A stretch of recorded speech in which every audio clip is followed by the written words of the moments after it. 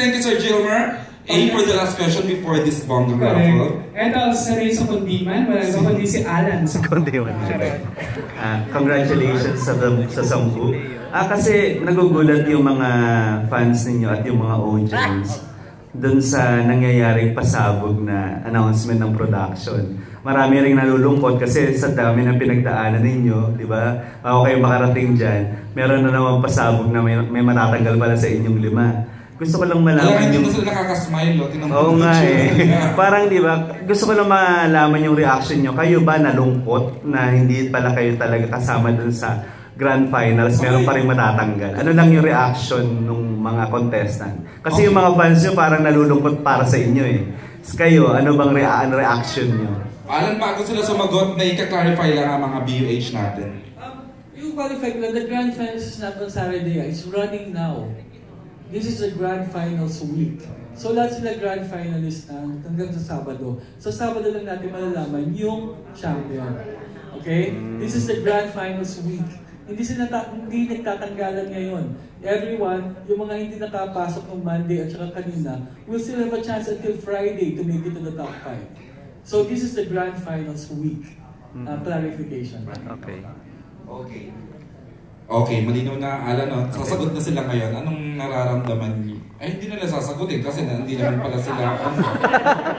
Ano, Alan? Bakit gusto mong baguhin din mo sa tingin mo? Baguhin ang tanong. Hindi, kinakabahan ba sila rin sa mga pasabog pang mangyayari? Di ba? Na hindi nila alam kung ano yung... Nasa-surprise pa rin ba kayo sa mga pasabog na nagaganap? Like ngayon may announcement na ginawa ang management? Go ahead, Gidget muna. Excited ako sumagot. Siyempre excited ako lagi kasi kanya-kanya din sila ng ng kayang ibugi. Mga galing talaga eh. So, kanina, example lang po si Kuya Froilan, anak, sobrang unexpected yung ginawa niyang version. As in, sabi ko, wow! As in, wow talaga. Kasi yung falsetto niya, ang klaro, grabe. No wonder naman you want to taste. Sobrang naka-idol. Ang galing. Galing po. Ay, kinikilig si Freud. Okay, Carl, ikaw ba nagugulat, nasa-surprise, nasa-shock? Every time naman po na may pasabog yung management, talaga nakakagulat. Kasi, kagaya niyan, nung Monday, itinapat ako sa puro halimaw talaga. Sa puro magagaling para ko sa... So may hugot ka ngayon, may hugot ka, Carl, ano ganon? Ganun ba yun? Okay, sige. Hindi naman. Ibig ko na sabihin, boss. Sorry. Marami rin namang pasabog pag ginulat today sa upper 40 pa. Daming everyday nagaganap talaga, Carl, di ba? Yes. Kasi hindi kasi ako kilala as abilitero. Yun. So parang... Pero ang linis mong kumanta, ha? So parang... Sobra. Salamat po. So yun, parang... Yun yung pinakagrabe na top na pasabog sa akin. Uy, Carl, iniyakan kita nung nung week mo. Talagang nagtitweet ako, no? I remember, talagang iniyakan ko. Sabi ko, Lord, ipanalo mo naman siya and you won. Congratulations, Carl. Alright, thank you, Carl. Mariel! Ako naman po, nagugulat ka ba? Opo, nagulat po ako sa mga pasabog. Especially po nung in-announce na nila na next week na po. Last week this week na po yung Grand Finals. Kasi in-expect po namin na medyo matagal pa po. Hindi kayo informed, rest ba kayo? Pero hindi sinabing 2 weeks lang ang magiging yung stint nyo. Hindi po, pero... Pasabog na. Kaya yun po, nung medyo natunugan na namin na Grand Finals na po. Agad-agad. Doon na po nagsimula yung mga kaba. Yun po. Totoo. Thank you, Mariel. Marisol. Yes po, katulad ng sinabi ni Mariel, gulat na gulat kami kasi hindi nga namin alam kung kailan yung Grand Finals. Tsaka nalaman pa namin may bunutan pala. Bunutan ng Ipin? Days po, days. Kung sino yung mga kalaban. Ina-announce mo sa TV yung bunutan direct? Ayan. Can we may pasabog ka rin ngayon, ha? Hindi pa lang namin alam. Hindi talaga namin sinasabi sa kanila yung magiging kalaban nila for... Kasi itong round na to ng Grand Finals, yung top 10, dinivide into 2 groups. So nagbulatan sila, sino ang Monday at Tuesday. Tapos doon lang nalaman ko sinong kalaban nila. Ngayon, kanina, Yung natirang 8, nagbunutan na rin kung sino magkakalaban tomorrow and Thursday. And then the remaining 6 will battle out for the final slot on Friday.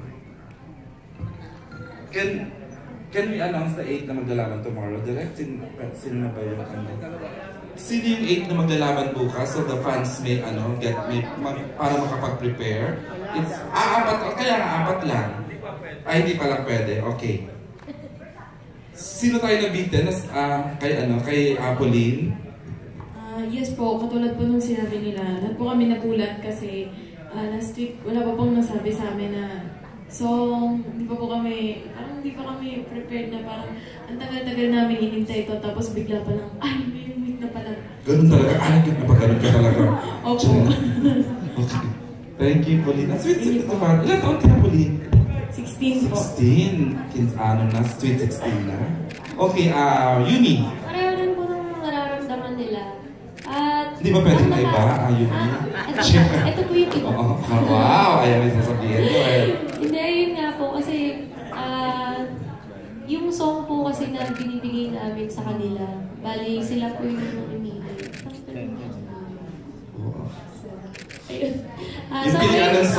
Hindi po namin alam kung ano po yung mga kakantahin namin. Direct naman, ang hirap-hirap ng pinagagawa.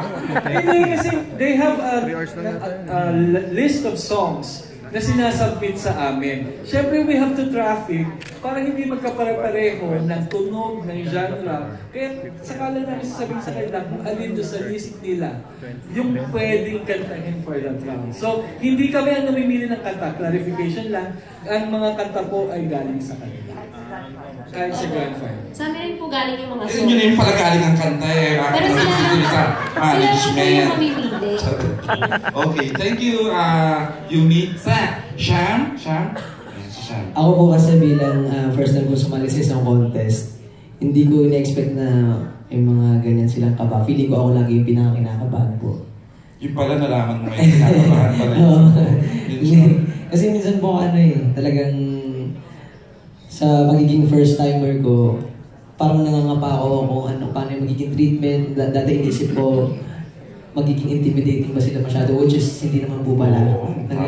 Kasi yun po yung maganda, yun po yung less stress kasi ang tingin ko po sa mga contest competition is talagang may competition kahit outside ng yung contest proper rin po. Okay. So yung mga gulat-gulat na yan, lahat po yung first time ko na experience, so normally, yes po, nasya-shock talaga ako. Correct. Thank you, Sam. Rachel? Yes po. Ako po ay sobrang nagulat, lalo na po ng ultimate best back po namin. Kasi akala ko po noon ay medyo mapapatagal konti kasi Kasi first week ka, di ba? Yes. First month ng tawag ng tanghalan. Yes po. Tagal Hindi ng ko po in-expect as in. So yun po. Tapos nagulat din po kasi pagkatapos ng wildcard, Grand Finals, so kami na-win ng gawin nila ko yung final. Yun po, kaya sobrang na-shock po kami. Kasi not prepared at the same time, pero kaya mo nang pasahan. Parang PBB na rin pala ito. Kulat na ng mga nag-aakit na. Thank you, Rachel. Noven? Ako po, habang papalapit po ng papalapit ang Grand Finals mo, tumataas yung pressure. Nabi-pressure po ako, hindi po ako nakakatulog ng maayos. Kasi get some rest, importante matulog. Kasi first time po ako sa ganitong, hindi po kasi katulad sa probinsya na amateur lang. Pagka panalo, tulog agad ganyan. Dito, studio, rehearsal, Victoria, PTR, lahat. Pero okay ka na ngayon. Ito, press con, ginugulat tayo ng press, di ba? Oo nga po. Pero these are the same people na tutulong sa inyo. Win or lose sila na andito ang press people. So, dapat maging komportable kayo sa kanila. Sobrang pasalamat ko po. Dahil nandito ako. At wala kang, accent, wala kang Ilonggo accent. May harap po. Meron, pero hindi lang. Say it again, what was that? Maliit, ano ba? Meron. Thank you, Noven. Froilan! Ako po siguro pinaka-nagulat ako nung... Kasi galing po ako ng Q4 semifinals. Correct, halos wala kang pahinga. Fifth day namin doon, sumasakit na po yung lalamunan ko. Tapos nung last day namin, Saturday, kung kailan i-announce, talagang tinoto ko na kasi sabi ko... Ito yung qualifying round mo? Ako. ito na po yun. So, sabi ko, manalo, okay lang, basta pakita ko yung best ko. Kinuto ko po yung light and shade. Tapos, so, yun, hindi po ako pinalad na makapasok sa top 2.